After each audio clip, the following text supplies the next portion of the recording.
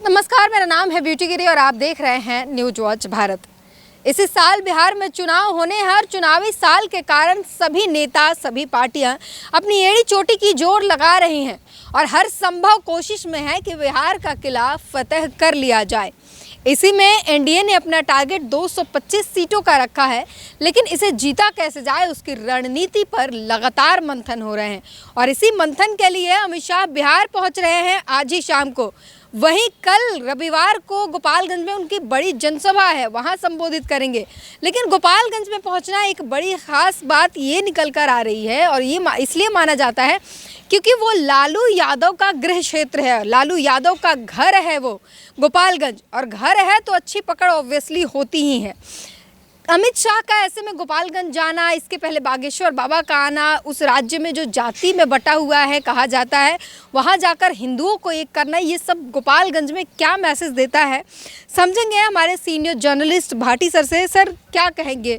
अमित शाह का जाना, पहले बागेश्वर बाबा पहुँचे, उस राज्य को हिंदुओं को एक कर रहे हैं, उस राज्य में जाके जहाँ जातियों पर वोट पड़ते हैं, और अब गोपालगंज में अमित शाह जा रहे हैं, क्या किस तरीके से देखते हैं? देखिए, बीजेपी और दूसरी पार्टी, बीजेपी के नेता और दूसरी पार्टी के नेता, इन सब में यही फ़र्क है। आप देखिए कि जो दूसरी पार्टी हैं, चाहे आरजेडी हो, कांग्रेस हो, वीआईपी हो, इवन जेडीयू भी हो, वो अभी ये सोच के बैठे हुए हैं कि इस साल के आखिरी में चुनाव होने हैं। लेकिन बीजेपी इलेक्शन मोड पर आ चुकी है।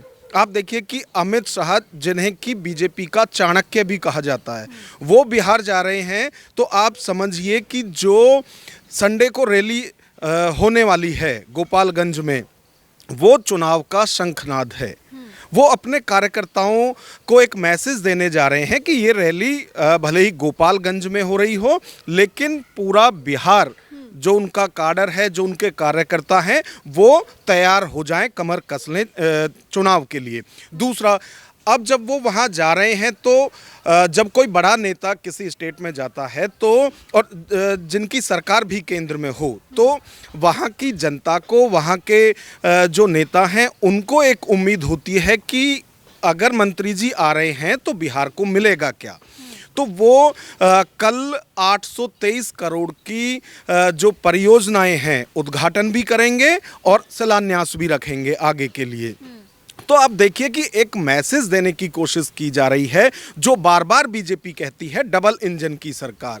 अब क्योंकि जेडीयू गठबंधन में है, वहाँ उनकी सरकार है, तो डबल इंजन की सरकार बेहतर काम करती है, इसके लिए करोड़ों रुपए की जो परियोजना है उसका भी वहाँ से होगा। दूसरी बात, जो गोपालगंज है वो सिर्फ लालू प्रसाद यादव का गृह जनपद नहीं है, उनकी पत्नी और पूर्व मुख्यमंत्री राबड़ी देवी जो हैं, वो भी फुलवारिया प्रखंड में ही आता है, यानी ससुराल और मायका दोनों उनका, आप समझिए। तो जड़ें उनकी वहाँ हैं, लेकिन जो सियासी हवा है वो उनके पक्ष में कुछ टाइम से नहीं रही है।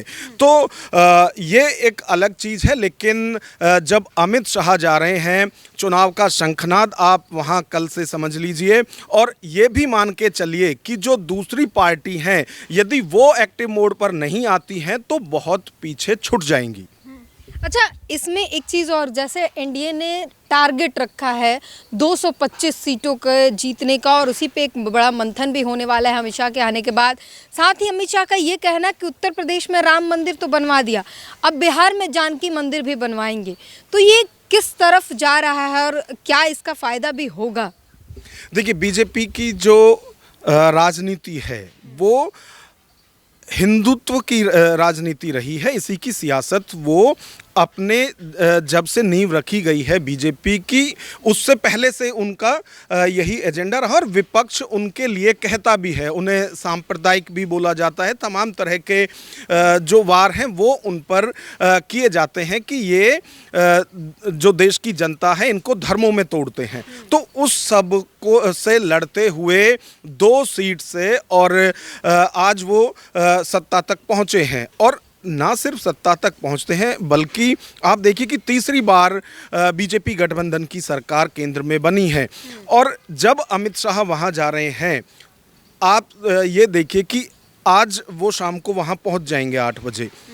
8 बजे के बाद पहुंचने के तुरंत बाद उनकी पहले अपने कार्यकर्ताओं के साथ बैठक है कि किस तरह से क्या क्या रणनीति उसमें रहने वाली है। उसके बाद जो मंत्री हैं, चाहे केंद्र के हों चाहे राज्य के हों, सबके साथ उनकी बैठक होनी है। और आप ये मानिए कि किस तरह से जो इलेक्शन है वो लड़ा जाएगा, उसके मुद्दे क्या रहेंगे, क्योंकि इस बार भाजपा के तो नहीं लेकिन गठबंधन के खिलाफ में वक्फ बोर्ड का जो मुद्दा है वो बिल्कुल जा रहा है। और जिस तरह से मुस्लिम संगठनों ने कहा है कि चाहे जेडीयू हो, चाहे जो चिराग पासवान हैं उनकी पार्टी रही हो, जो हम पार्टी वाले हैं उनकी बात रही हो, ये सब मुस्लिमों की वोट से भी जीते हैं। और अब मुस्लिम नेताओं ने साफ किया है कि यदि वो वक्फ बोर्ड पर उनका साथ नहीं देते हैं, जो अमेंडमेंट बिल आ रहा है, तो फिर वो चुनाव में उनका साथ नहीं देंगे। तो बड़ी चुनौती बीजेपी के लिए तो नहीं लेकिन उनके घटक दलों के लिए जरूर। वही मैं कह रही कि ये माना भी जाता है कि बीजेपी के साथ जो घटक दल रहते हैं उनका कमोबेश नुकसान जरूर होता है गठबंधन में जाने के बाद। और इस बार क्या बिहार में जेडीयू को बीजेपी के कारण ही बड़ा झटका लगेगा, क्योंकि वक्फ बोर्ड को लेकर पहले ही उनका बॉयकॉट हो चुका है और इससे बीजेपी को सीधे सीधे फायदा है लेकिन जेडीयू को सीधे सीधे नुकसान है, क्योंकि मुस्लिम वोट जो है वो बिल्कुल खिलाफ चला गया। देखिए, अभी मुझे तो पता नहीं कि अमित शाह वहाँ क्या करने जा रहे हैं, लेकिन क्योंकि हम जो हमारा पेशा है वो कयास लगाने का ही है, तो उसमें ये हो सकता है कि जो सीट हैं, अभी जो मुस्लिम बाहुल्य सीट हैं वहाँ पर जेडीयू के बजाय बीजेपी खुद लड़े, क्योंकि जब हिंदू मुस्लिम का चुनाव होता है तो और वहाँ अगर हिंदू ज़्यादा हैं तो बीजेपी को उसका फ़ायदा होता है।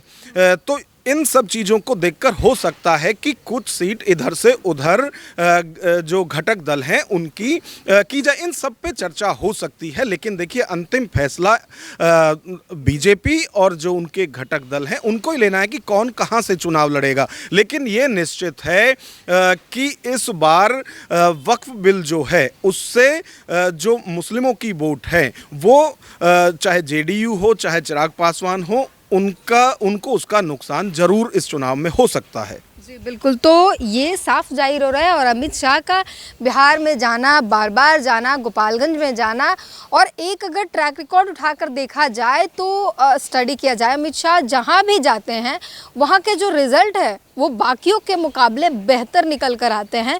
और इसीलिए ये माना जा रहा है कि बिहार में इस बार कुछ बड़ा उलटफेर होने के जो कयास है वो लगाए जा सकते हैं। इस पूरी बातचीत पर अपनी प्रतिक्रिया ज़रूर दीजिए। कैमरामैन संतोष के साथ ब्यूटी गिरी, न्यूज़ वॉच भारत।